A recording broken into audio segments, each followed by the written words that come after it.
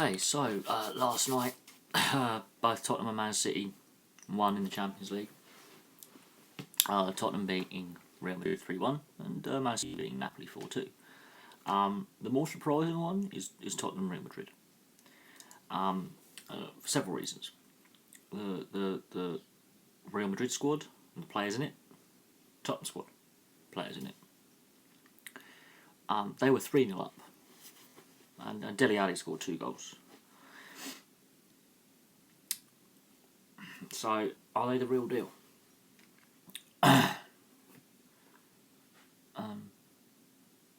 How good is this Tottenham side? Well, in the league, they've had a little wobble when Harry Kane was injured. They're out the League Cup. They've slipped from second to, I think, third.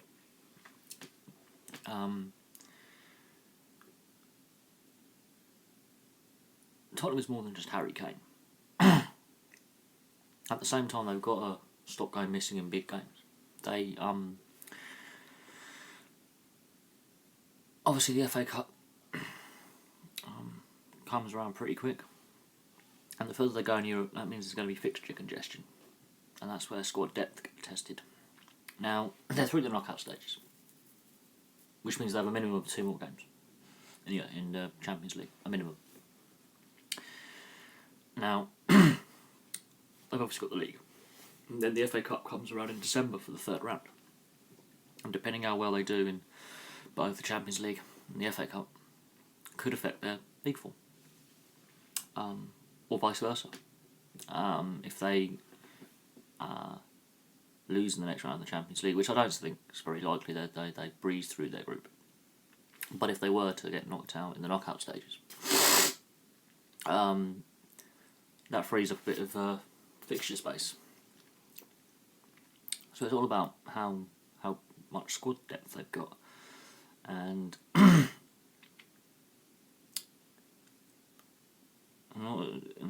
and how the squad players, when they get brought up into the first team, how they gel and react alongside first team regulars, all those who've nailed down a spot. They do need someone else up front other than Harry Kane. They do need to have either a striker partnership rather than having. I know a lot of coaches have gone for this single striker, but teams seem to be more effective when they have 2 up front working together. Because instead of just having 1 up front that the 2 centre backs can quite happily mark and take turns marking, or back 3, if you've got 2 up front, that means they've got to decide which player to go mark and get tied to. They can't mark both at the same time. Well, some defences can. So they might need an extra forward up front. Defensively, they're pretty solid. They are a generally solid side.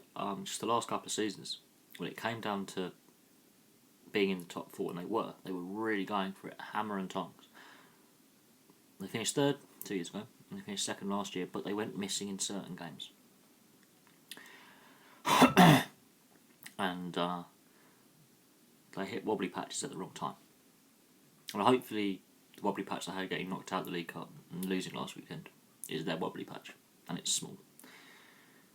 Now, you're not going to win every game. Man City have already lost a game this season, so you're not going to win every game. The Arsenal Invincibles did not win every game. They weren't beaten, they drew a lot of games. Nottingham Forest had a very lengthy unbeaten run in the, I think, 70s or 80s, when they were the top club in England and Europe, under Nigel Clough. Brian Clough, that's one. Yeah. They went like 40 odd, 46, 47, 48, something like that, games without a loss. They didn't win all of them. Celtic have not won all their games on their long unbeaten run. So, you're not going to win every game. But it's been a long time since Tottenham have won anything. So, when people say this team is the real deal, I'm a little bit open to debate on that, because they haven't won a trophy since 2008. And this current manager and this current group of players has not won a trophy yet. Because 2008 is 9 years ago. And as far as I know, I don't think there's any members of that squad left at Spurs.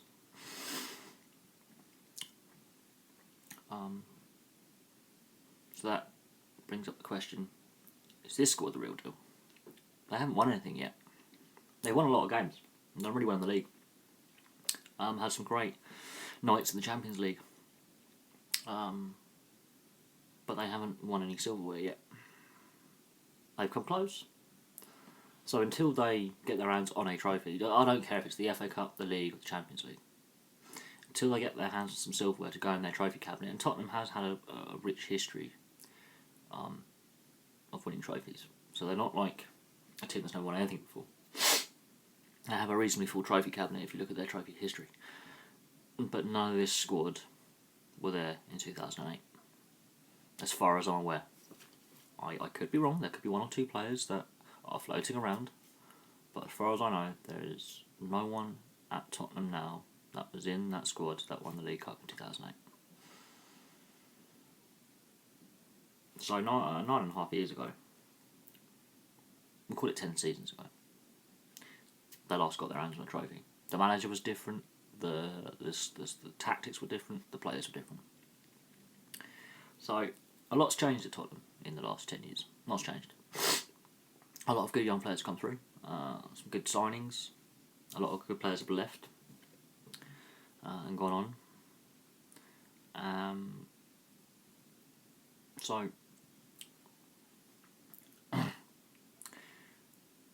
what do Tottenham focus on? Do they try and focus on cup form? So go for the FA Cup, Champions League. Do they focus on the league? Do they focus on all three? They proved that they can have a congested fixture list and finish second and third in the league, and their league form not really dipping until near the end of the season. So it is doable. I'm not sure if they're ready yet. Now they've got a good coach, good team set up. They are more than just a Harry Kane team. He came off the bench last night. They were already 3-0 up. He didn't score a goal. So you can't say it's all Harry Kane when Dele Alli puts two in. It's how they brought a lot of young English players through as well. But they've got to learn how to win silverware. They've got to get their hands on at least one trophy, maybe two trophies, in the coming years. And then we can call them the real deal. The league, I think, will be a priority. I think that's the one they really want to nail down, because you know how many league games you got left. You're a quarter of the way through the season. You know how many league games you got left. That's the one they should aim on. And then, if their cup form in the Champions League and the FA Cup is good enough, they can get to a final. And then, if they get to a final, then, by all means, have a go. But we're too early in the season to see if say they're going to win. B, Man City are doing better and have a better record. And other teams in the Premier League, since Tottenham last won a trophy, have also got their hands on trophies and have been more successful. So there's too many unanswered questions. Until they get their hands either on the Premier League or Champions League, we can't call them the real deal. They're pretenders. And this season it's too early to say they are going to be champions. Man City are still favourites for that. Tottenham are not far behind. I think they're much more exciting to watch than Man United. And I think a better squad now than Arsenal and Liverpool. So it's now about, okay, they've got to close that gap to Man City somehow, and that's going to be down to tactics, good defence, because Man City's defence is their key weakness, and keeping players fit, not just Harry Kane. They've got to keep players fit across the squad. And Tottenham have a history of having bad injury problems. At the moment, this side of the season, they haven't got that many players who've got injuries, which is good. So, this flu's killing me off. So, and hopefully they don't all get the flu bug that I've got, so they won't be like dying of plague. So there is hope that Tottenham can get a season together and prove that they are more than just pretenders. Their 3-1 victory last night proves they can compete at the highest level. It's whether they can do that consistently week in, week out. And the last 2 seasons they've come oh so close, but they've had those wobbles at crucial times where they drop points or they lose those important games, which they shouldn't, and they lose them. Such as last weekend, such as in the week in the cup last week, which then begs the question: can they keep their focus after having a defeat or two? And last night was a good response, and they did beat Real Madrid, and we don't take anything away from that. So they've got to learn the lessons of defeat and victory, because they can win 3-1 and not play well, or they could lose 3-2 and play really well. What do you learn more from? A bad win or a really good loss? So they've got to look at and analyse things and learn the right lessons rather than just go, right, we won the game, it's fine, there's no problems. Because they did concede a goal against Real Madrid. They were hoping if they got a clean sheet, it looks better. So there are a few areas they can work on. But they've got a decent squad. And it's not all world-class stars in their squad, it's all hard-working players, which is a good sign. So, I'm going to leave that there. If you are a Tottenham fan, please like and subscribe. Please comment. And we got to see what Tottenham do over the next, I would say, couple of weeks to back up the win last night. If they go on a winning run and they don't lose a game over November, then yeah, they can back up that Champions League form. Champions League group stage isn't done yet. They've just qualified for the next round, so they know they've got a minimum of 2 extra games this season.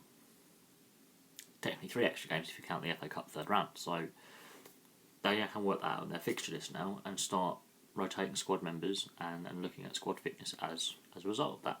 So they can plan ahead now a little bit. And they don't have to worry so much about the Champions League being must win every game now. They would like to win every game, and I think they're the strongest in their group, so winning every game makes a statement going forward that they're not going to take things laxly and they're going to keep the momentum going. So that's going to be interesting to watch the Champions League form and what they do. But all in all, what they've got to focus on now is picking up league wins, because they're coming off the back of a defeat that has dropped them down the table somewhat. And that's the issue. Anyway, thank you very much for watching, and I'll have another video for you later.